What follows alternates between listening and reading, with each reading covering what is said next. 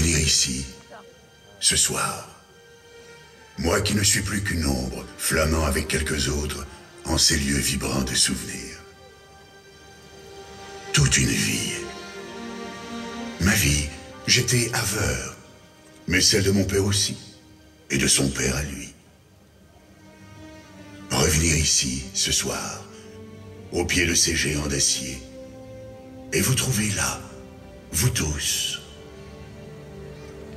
Mais qu'attendez-vous donc? Mais l'histoire, voyons. L'histoire. Ils sont venus pour l'entendre. Allez, raconte. L'histoire? Mais l'histoire n'intéresse plus personne.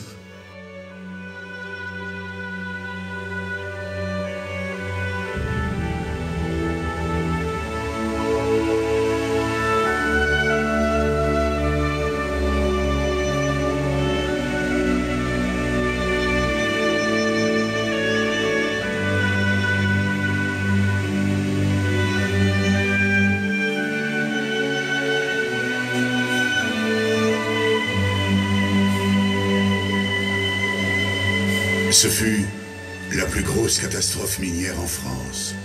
C'était le 10 mars 1906, à 6h30.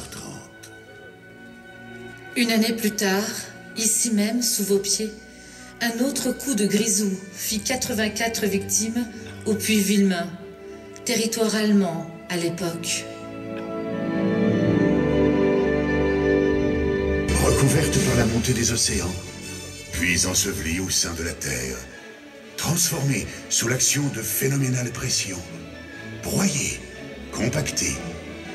Les couches de matière végétale furent digérées, assimilées, et dans l'alchimie mystérieuse de la chaleur et de l'eau, la métamorphose s'opéra enfin.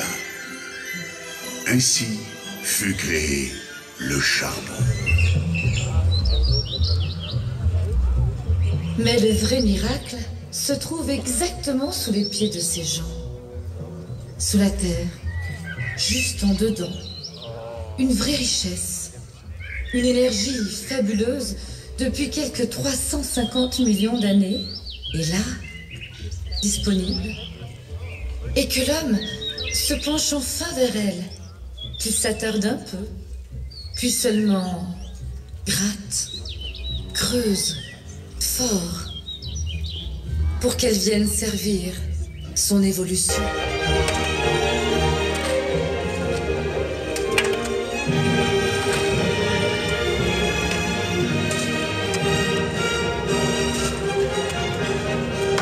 Mais regarde là-bas.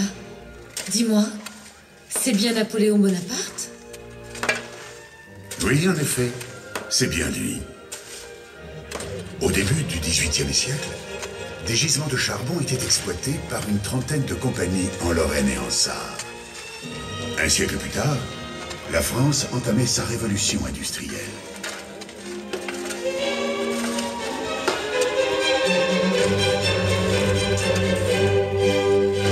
Les machines à vapeur permettent le progrès industriel. Dès 1802, la locomotive révolutionne les transports et par conséquence, accélère encore le progrès.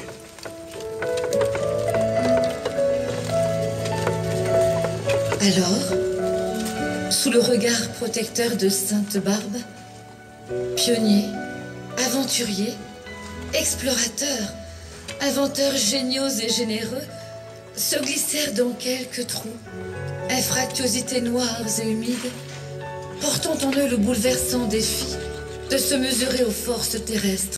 Les pertes humaines sont telles qu'en 1918, il s'avère nécessaire de faire appel à la main-d'œuvre étrangère pour prendre la terre et remonter péniblement au jour la précieuse cargaison noire indispensable au fonctionnement des usines. Lorsque l'eau monte dans les galeries, elle emporte tout sur son passage. Hommes, femmes, enfants, chevaux.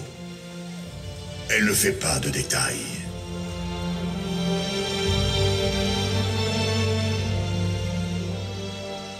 Que le travail à la mine, il y a pire que tous les dangers de la mine.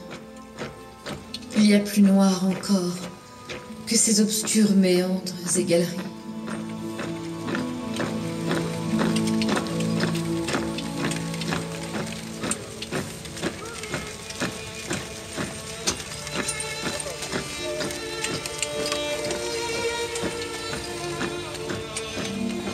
Après 1870 et 14-18, voilà que l'horreur dévoile encore un autre visage.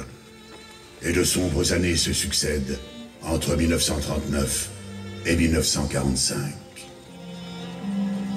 Certains vont tout perdre, même la vie. Et d'autres iront perdre jusqu'à leur âme. Mais quelques-uns se révéleront des héros. N'écoutant que leur cœur, ils se forgeront une âme plus forte, plus belle.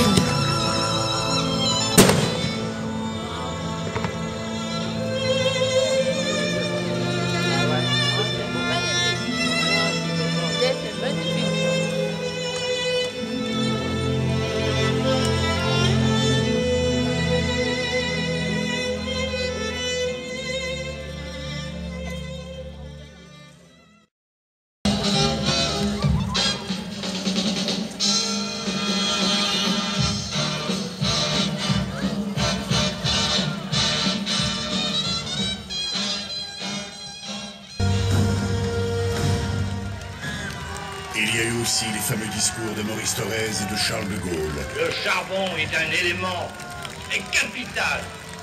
Je crois que votre profession est de toutes l'une des plus nobles. Travaillent à moderniser les équipements, à mécaniser, électrifier, sécuriser. On invente, on essaie, on modifie, on rectifie, on adapte, on automatise.